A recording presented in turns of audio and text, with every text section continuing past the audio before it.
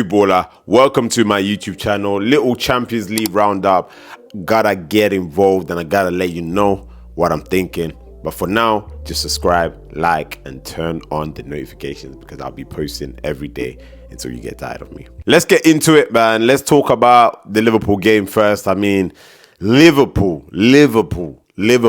What a way to cheat your way to a win. Like, honestly speaking, yes, in the first half, Liverpool scored with Konate as well. And that was a bit controversial. VAR just taking too long. Like, why are you taking so long to make a decision? It's either a handball or it's not a handball. And I believe they said it was a handball of Ekitike before Konate headed home for Liverpool. And Liverpool did have chances in the first half. I think, to be honest, when you're looking at how Liverpool played away from home, you'd say that was a good away Champions League performance. You have to bear in mind, Inter Milan have not lost at home in the Champions League for 18 games. Now, that's a long time. They are last year's finalists as well, so you got to take that into consideration. And in the last 4 years, they've been in the final twice. So it is a team that is very good. It is a team that is well drilled defensively, but we have to go on to the penalty. I'm just going to skip and go to the penalty. What on earth are you doing, Verts? Like, yes, Bastoni pulled you. Yes, we get it. It was kind of that situation where you're like, look, he's pulling you. If you go down, could be a penalty. It depends now on how long he'll pull you for. Now, it wasn't really that long. And the whole time he's getting pulled on, he did not go down. He went down when Bastoni had already let him go. Now, for me, that's a clear dive. I don't see how that's a penalty. And not every single shirt pull is a penalty. However, as a defender, you do take the risk when you do pull on somebody. But in that scenario, in that kind of game, there's no way a ref or VAR can go and say that's a penalty because of the inconsistencies that we always see in football. We're not going to like decisions like that, or your team losing based on a decision like that. It's terrible. And personally, for me, if I was Inter Milan as well, I'd feel hard done by, like, honestly speaking. Apart from that, I feel like VAR also have to be as consistent as possible with their decisions. It just seems to be game by game or dependent on who's up there in the VAR office determining this is a penalty, this isn't. It's always down to interpretation, and that's what I don't like. That's what I found tricky.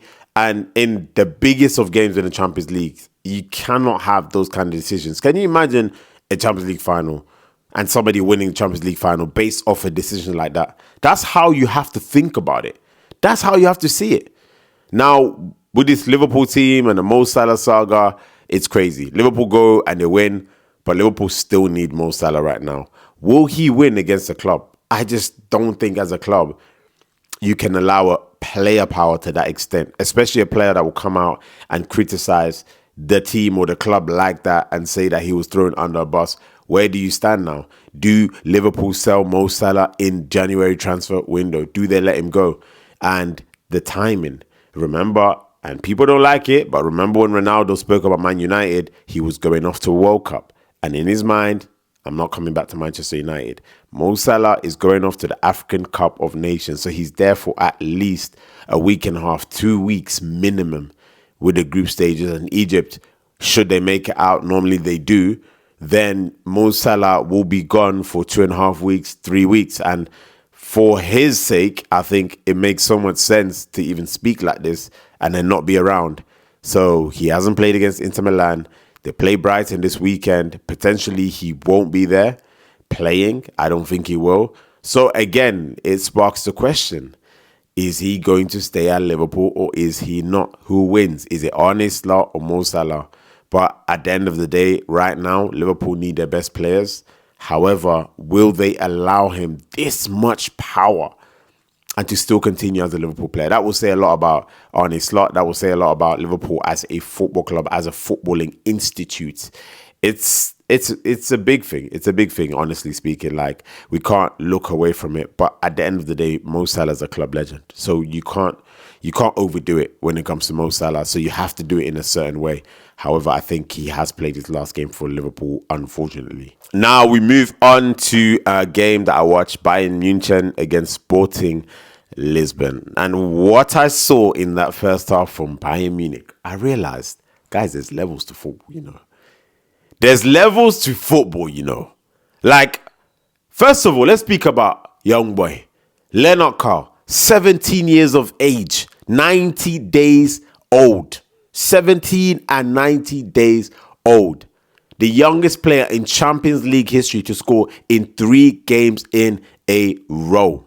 What a talent. Scored against Sporting yesterday. Scored against Arsenal away. And this might be a very, very crazy hot take. Lennart Karl is like Lionel Messi. I don't care what you guys say. You guys are going to come for me. He is like Lionel Messi in the sense that when you look at his frame, when you look at how fast he gets away from players, that acceleration, that explosiveness, left-footed, well-balanced, the equilibrium, it's crazy. The equanimity on the ball, just his vision, his football IQ alone, watching him play is a joy. But it's that sudden, sharp shift and he's gone. He scored a goal where Gnabry was offside in the first half. And I just looked at myself, I was like, bro, did you just do that? Took a touch and kind of just lofted it into the corner like it was nothing. And if you want to watch his goal, by the way, it's him arriving into the box, played virtually as a number 10, in between the lines, taking a touch onto his right foot and smashing it into the roof of the corner of the net. This guy is a young phenomenon. Honestly speaking, the lack of PR on Lennart Karl is what is costing him right now.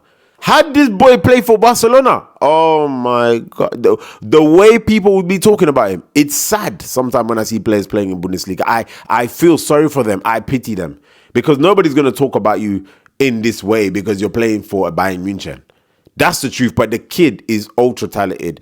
Apart from that, of course, Bayern Munich, came back in the game. Gnabry, Lennart Karl scored an entire, and they went 1-0 down, but it was just the midfield of Kimmich, Pavlovic, Kimmich. Let me just stay on Joshua Kimmich. Oh my, guys, they're midfielders and there's midfielders. Joshua Kimmich is another level. I was seeing him spraying, passes, crossing the ball, left foot. No issues, no problematics. Simplicity. But effectivity, if that's a word, effectiveness, of the highest order, like that is the quintessential center midfielder. It's Kimmich. They will convince you somebody else is Joshua Kimmich. I'm telling you, after Cruz, Kimmich has taken his place. And Bayern, just the way they counter press, just the way they keep possession, the way they shift the ball against the low block, it makes it very difficult. I can talk about so many of their players. Olise is he's another level. Obviously, Harry Kane had chances, hit the post, didn't score. However, Bayern Munich, again, a force to be reckoned with. I'm so happy to see Alphonso Davies back on the pitch after so long out. But yeah, for me, in the Champions League, I have a feeling again that Bayern Munich will go very far. I think they'll win it. But let's wait and see anyway. Apart from that, FC Barcelona. Yes, FC Barcelona beat Eintracht Frankfurt after going 1-0 down. Again, the high line, Barcelona were caught at home at the Camp Nou. And Frankfurt scored. They had another chance to score as well. But again, in the second half, I think that goal, the first goal from Koundé, listen, that's not what you normally see from Barcelona, but Marcus Rashford, I have to give you credit for that assist. And there was an actual chance before where Marcus Rashford ran 1v1 and he tried to cut it back. I believe it was to Rafinha. It's crazy because what you're seeing from Marcus Rashford, he did not do that at Manchester United. And any Manchester United fan will vow to you, there were no cutbacks from Marcus Rashford. The crossing, listen, he would just knuckleball the ball into the box.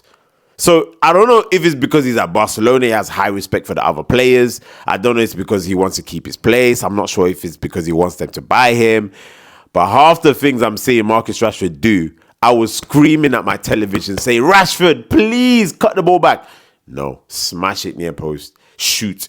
I'm telling you guys, like it's crazy to see the transformation of Rashford at Barca now, and then people will be like, oh, he's got this many assists, that many assists. I'm like, he was not playing like that for Manchester United. So it's clear he was doing whatever he wanted. He has the IQ, but he just did not want to do what was necessary. Whereas at Barcelona, he's being as effective as possible for some reason. And that's the new Rashford that we're seeing right now.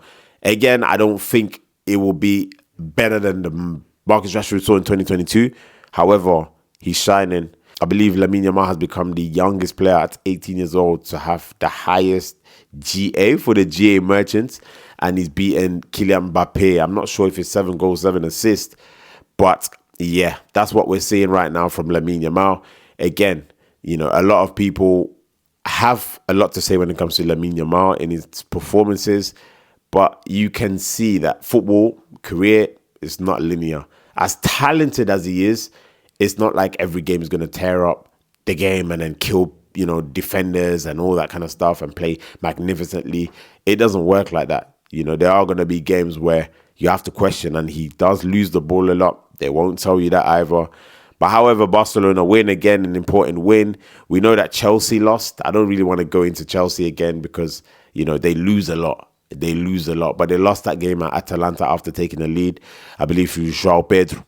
And then Di Catalara scored the winning goal for them. I didn't really watch that game, so I can't go into as much detail. But I will say that Chelsea lost that game. So it's another defeat for Enzo Maresca's men. The inconsistencies of that club is not good at all, especially when they're playing in Europe. And that's the roundup. Until later on, we got Madrid and Manchester City, which will be another big game. So tune in for that and wait on my match reaction later tonight after that game, directly after that game.